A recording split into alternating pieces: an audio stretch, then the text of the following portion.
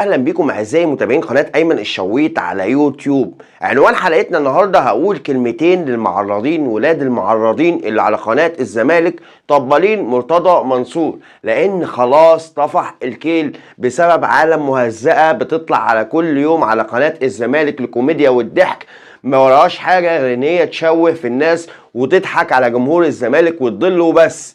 وكل ما يتزنقوا عندهم الاهلي موجود وعندهم محمود الخطيب، يفضلوا يجرحوا في الاهلي وفي كابتن محمود الخطيب بدون اي رقابه من المجلس الاعلى لتنظيم الاعلام اللي كرم باشا جبر صاحب سياده المستشار، فبيظبطوا الامور مع بعضهم. ولكن لو قناه النادي الاهلي طلعت قالت كلمه واحده بس، تحذير، هات القناتين تحذير، وتحذير بالايقاف، وتحذير بالاغلاق. لكن شويه المعرضين الطبالين دول بيطلعوا طول النهار يسفوا على خلق الله ويغلطوا في خلق الله ويتطاولوا على خلق الله، وعادي مفيش اي مشكله.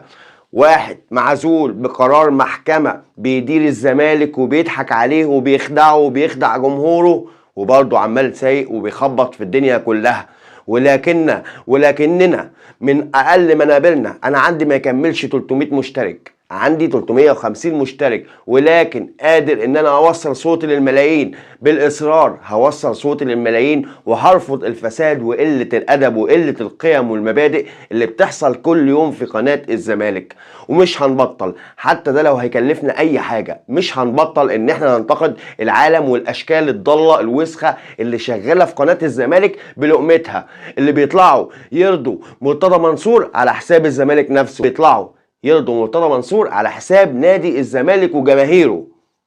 كفايه ان هم بيطلعوا يغلطوا في جماهير نادي الزمالك نفسهم ويهاجموهم. انتوا متخيلين قناه الزمالك بتجيب ناس علشان تهاجم وتغلط في جمهور الزمالك؟ اقسم بالله مع اني اهلاوي متعصب وعمري ما شجعت الزمالك، ولكني صعبان عليا جدا جمهور نادي الزمالك، لان هو بس اللي بيشيل الطين في الاخر علشان ماسك ناديهم واحد قلبه العزبه ليه هو وعياله وعايز يورث عياله النادي من بعده. لك الله يا زمالك، لك الله يا جمهور الزمالك. لو وصلت معانا للمرحله دي من الفيديو، متنساش تعمل لايك للفيديو واشتراك في القناه. سلام عليكم.